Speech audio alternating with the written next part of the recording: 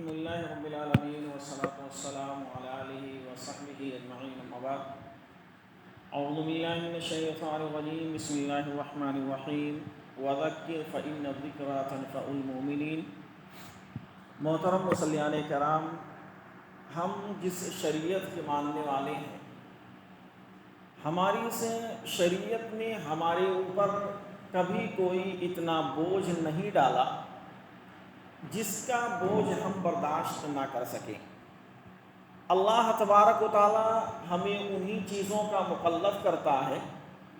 جس کو ہم بآسانی برداشت کر سکتے ہیں۔ اسی طرح سے اگر دیکھا جائے تو ہماری سے شریعت میں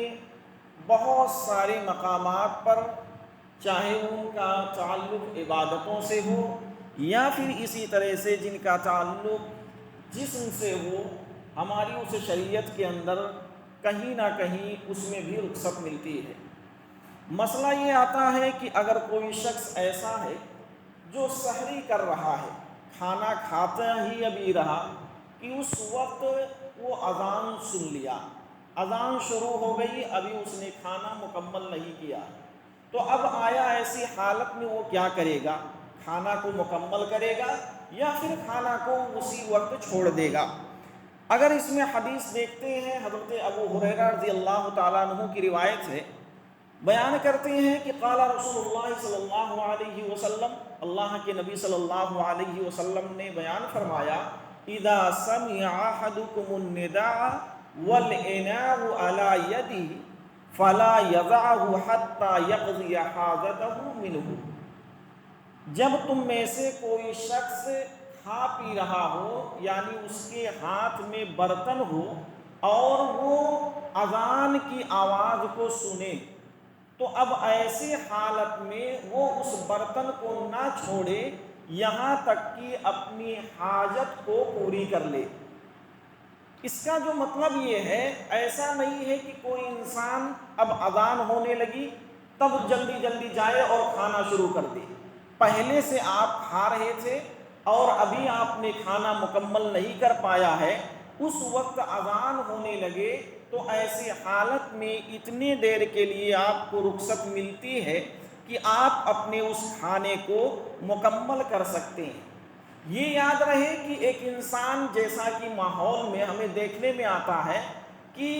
کسی نے سحری کر لیا ہے یا فارغ ہو چکا ہے، وہ اب ایسی حالت میں وہ گھومتا پھرتا رہتا ہے، 5-10 منٹ باقی ہے، ابھی وہ ایک دم بے فکر ہے۔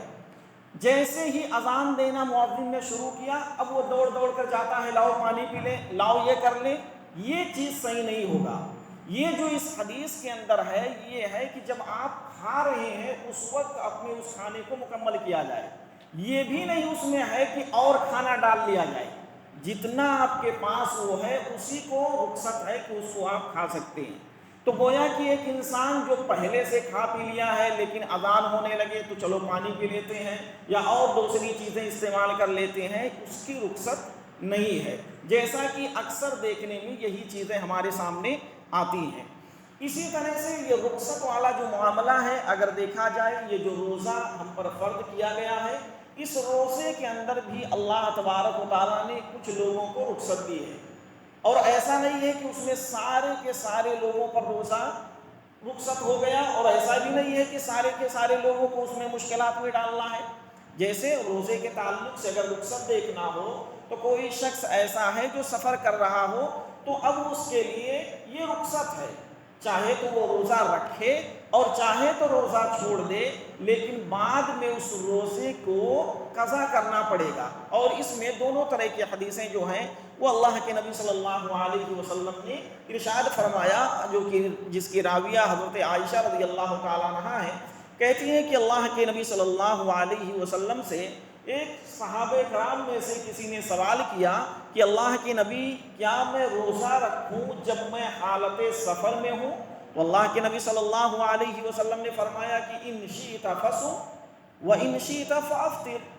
اگر تم چاہو تو روزہ رکھ لو اور اگر چاہو تو افطار کرو، یعنی چاہو تو روزہ نہ رکھو۔ اس لیے تمہارے اوپر اتنی رخصت ہے کہ اگر تمہارے لیے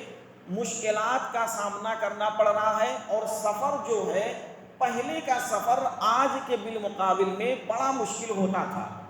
پہلے جب صحابہ کرام سفر کرتے تھے تو اکثر پیدل کیا کرتے تھے یا اونٹ گھوڑے ان کے ذریعے سے سفر کیا جاتا تھا، اور وہ ریتیلا میدان ہوا کرتا تھا جس میں روزہ رکھنا یہ بڑا مشکل کا کام ہوتا تھا۔ لیکن آج بھی اگر دیکھا جائے تو ہمارے لیے بہت ساری سہولتیں ہو گئی ہیں۔ پہلے اگر کہیں کسی کو سفر کرنا ہوتا تو جہاں پر ایک پورا دن لگ جاتا تھا سفر کرنے میں، اسی سفر کو آج ہم جہاز کے ذریعے سے یا دوسرے ذریعے سے گھنٹے 2 گھنٹے میں ہم طے کر لیتے ہیں۔ تو اب ایسی حالت میں آپ کے لیے مکمل طور پر اختیار ہے، اگر آپ چاہیں تو اس سفر میں بھی روزہ رکھ سکتے ہیں اگر آپ کے لیے آسانی ہے تو، اور اگر آسانی آپ کو نہیں معلوم ہو رہی ہے تو آپ روزہ چھوڑ بھی دیں، لیکن یہ چیز یاد رہے کہ آپ کو اس کا قضا کرنا ہے۔ قضا کیے بغیر آپ کے لیے کوئی چارہ نہیں ہے۔ یہ تو رہی مردوں کی بات۔ اسی طرح سے کچھ خواتین ایسی ہوتی ہیں جن کے لیے بھی روزہ جو ہے وہ قضا کرنا ہے، اور یہ چیزیں بھی ہمارے لیے جاننا ضروری ہے۔ جیسے وہ عورتیں جو اپنی ایام سے گزرتی ہیں، ایام مخصوصہ جو ہیں یعنی حیض یا نفاس والی جو عورتیں ہوتی ہیں، وہ اگر اپنی اس حالت سے گزر رہی ہیں، یا اسی طرح سے ایسی کوئی عورت ہے جو بچے کو دودھ پلا رہی ہے، یا ایسی کوئی عورت ہے جو حالت حمل سے ہے، تو ان ساری عورتوں کے لیے رخصت ہے کہ اس روزے کو وہ ترک کر دے گی، اور جب بھی وہ اسے موقع ملے گا وہ اس روزے کو مکمل کرے گی۔ ایسی حالت میں اگر دیکھیے تو حضرت ابو سعید خدری رضی اللہ تعالیٰ عنہ کی بہت مشہور حدیث ہے جو کہ بخاری شریف کی ہے، کہ اللہ کے نبی صلی اللہ علیہ وسلم نے ارشاد فرمایا کہ الیس اذا حاضت لم تصلی ولم تصم فذلک من نقصان دینہا، یعنی کیا تمہیں یہ نہیں پتا ہے کہ حیض والی عورتیں یا پھر اسی طرح سے نفاس یا جو عورتیں دودھ پلانے والی ہیں وہ اگر اپنے روزے کو چھوڑ دیں تو اس سے دین کے اندر کوئی کمی نہیں آئے گی، دین کے اندر کوئی نقص نہیں آئے گا، بلکہ ان کے لیے بہتر یہ ہے کہ وہ تو جن کو خاص ایام سے وہ گزر رہی ہیں ان تو ہر حال میں چھوڑنا پڑے گا۔ بات یہاں ایک عورت کی آتی ہے، وہ یہ کہ جو دودھ پلانے والی یا جو حاملہ ہے، تو اب ایسی حالت میں اس کے اوپر بھی اختیار ہے، اگر وہ چاہے تو چھوڑ سکتی ہے، اور اگر نہ چاہے اس کے اندر طاقت ہے تو وہ رکھ سکتی ہے۔ لیکن یہاں پر ایک اور مسئلہ آپ یاد رکھیے کہ کسی کے ایسے روزے جو عورت ہے اور اس نے قضا کیا، یا پھر اسی طرح سے جو شخص سفر میں تھا اس نے روزہ چھوڑا تھا اور بعد میں اس نے قضا نہیں کیا، ایک سال پورا بیت گیا، ایک رمضان سے لے کر دوسرا رمضان بھی آ گیا، یا سال 2 سال گزر گئے، چاہے وہ مرد ہو یا عورت ہو، اس نے قضا روزے مکمل نہیں کیے ہیں، تو اب ایسی حالت میں اگر اس نے جان بوجھ کر کیا ہے تو وہ گنہگار ہوگا، اور گنہگار ہی نہیں بلکہ اس پر فدیہ لازم آئے گا، صرف توبہ کرنے سے بات نہیں بنے گی، اگر آپ نے جان بوجھ کر چھوڑا ہے تو اس پر فدیہ لازم آئے گا، جس کا فدیہ یہ ہوگا کہ ایک مسکین کو 2 وقت کا کھانا کھلانا، اگر آپ نے قضا روزے مکمل نہ کیے ہیں تو۔ یہ ایسے مسائل ہیں جس میں ہماری شریعت جو ہے ہمیں رخصت دیتی ہے۔ آخر میں دعا ہے کہ اللہ تبارک و تعالی ہم تمام لوگوں کو سنت نبوی کے مطابق زندگی گزارنے کی توفیق عطا فرما۔ آمین، وآخر دعوانا ان الحمد للہ رب العالمین۔